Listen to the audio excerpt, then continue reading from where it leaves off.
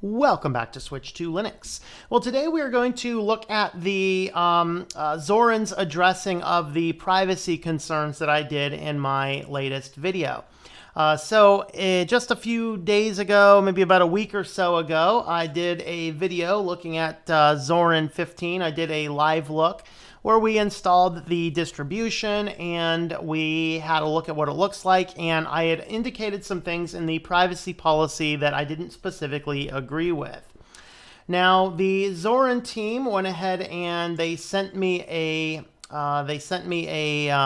email, and they wanted to address them. And we're going to address the bottom part first.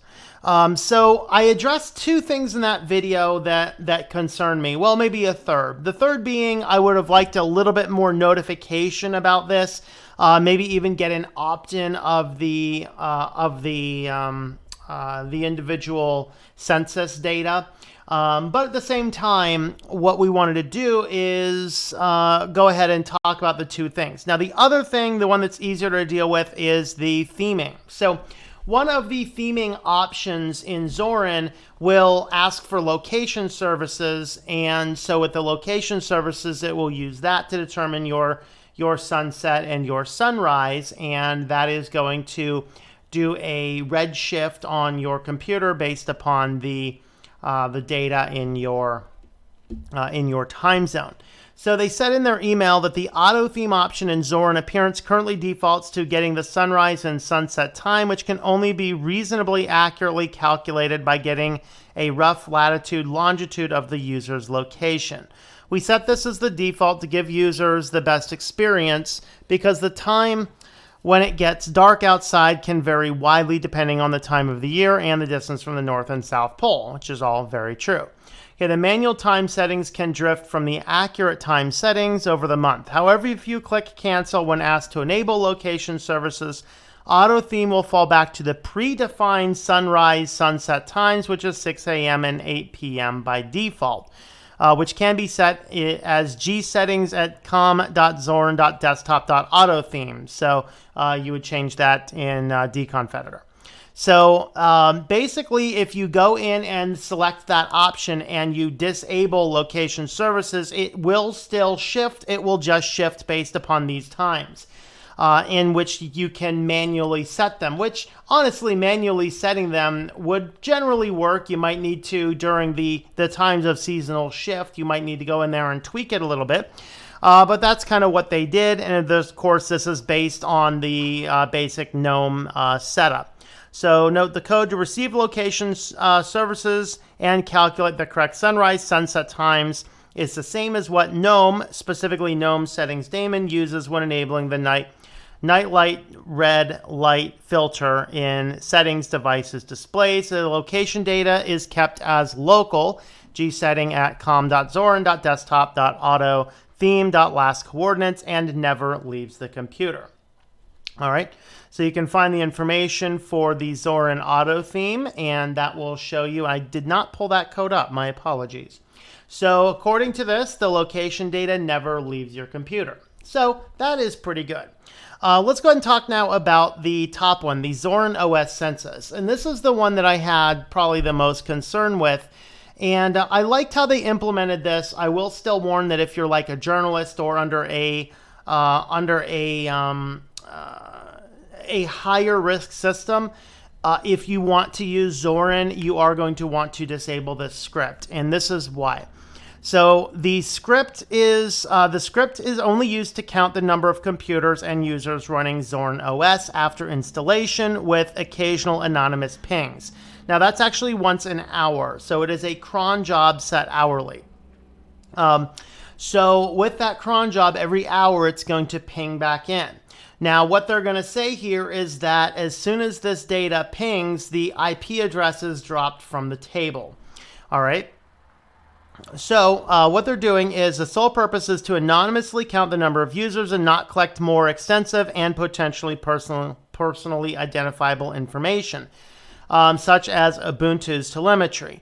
They found the opt-in approach would result in significantly inaccurate data, as most users don't change the setting during the installation process and defeat the purpose of the census. However, we would like to stress that no personally or personally identifiable information is being collected and the IP address is discarded by the server when the ping arrives.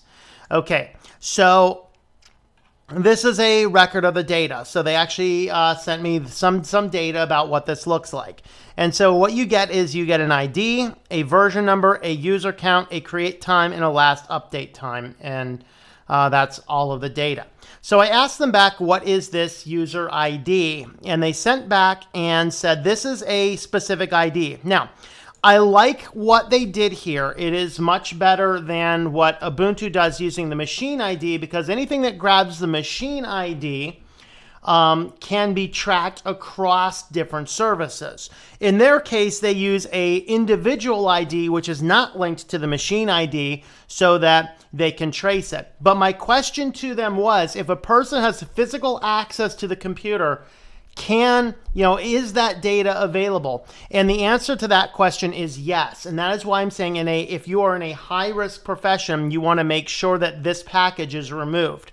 All right, because what this thing is going to be able to determine is it can be able to determine only if somebody gains local access to your machine or root file access to your machine, they could verify that your data is in this database. Now, is this the end of the world? No, this is extraordinarily low risk. All right. And just to show you what this package does, this is all the source code for the package. This is it. All right, so basically all of these in the blue is just a comment, so you can ignore that. Let me actually bump this guy up for you guys if I can. Let's go larger text, and let's just do a couple larger text. I hope you guys can see that. So the blue is just comments. So the first thing it's going to do is it's going to define the directory, which is in your Zorin machine, var lib zorin-os-census. Then it's going to make the directory if it doesn't exist, and then it's going to create a ID if it doesn't exist. If it does, it's going to grab this ID. It's going to grab information. So this is actually your user count, how many users are on the system. So it's going to indicate the number of users on the system, and then it's going to take this information and it's going to create the log, and then it's going to send the information up to Zorin via this, which is going, note, through the HTTPS. All right, so it's going to send this information after it counts the users and links the specific machine ID. All right, so let's go ahead and have a brief look at what this is going to look like. So here is Zorin. Let's go ahead and get logged in here. Now, with this, remember there are a couple of different places where things are at. Now, several things are going to come over into your Etsy directory, and they're going to use your machine ID. And we got to find your machine ID. It's going to be up here somewhere. Here's your machine ID. So this machine ID could be traced over different services. So if Ubuntu grabs machine ID and something else grabs this machine ID, then as long as this doesn't change, you could be tracked over different services. Now, the good thing that Zorin did is that they are not using the machine ID, which means if their database is compromised, somebody could not cross-reference your machine with something else. Instead, what they are doing is they're creating a new directory under var lib zorin-os-census, and this is actually the file they're using, which is only used for this single purpose. Now, again, this could be used to trace that your computer has been turned on and connected to the internet at a certain point in time if somebody were to gain access to this file or your computer. So that's something to keep in mind. Is that the end of the world? Absolutely not. It's not particularly a bad issue, but it is an issue that some people in certain high-risk occupations might need to be aware of. For the vast majority of users, that is really no big deal.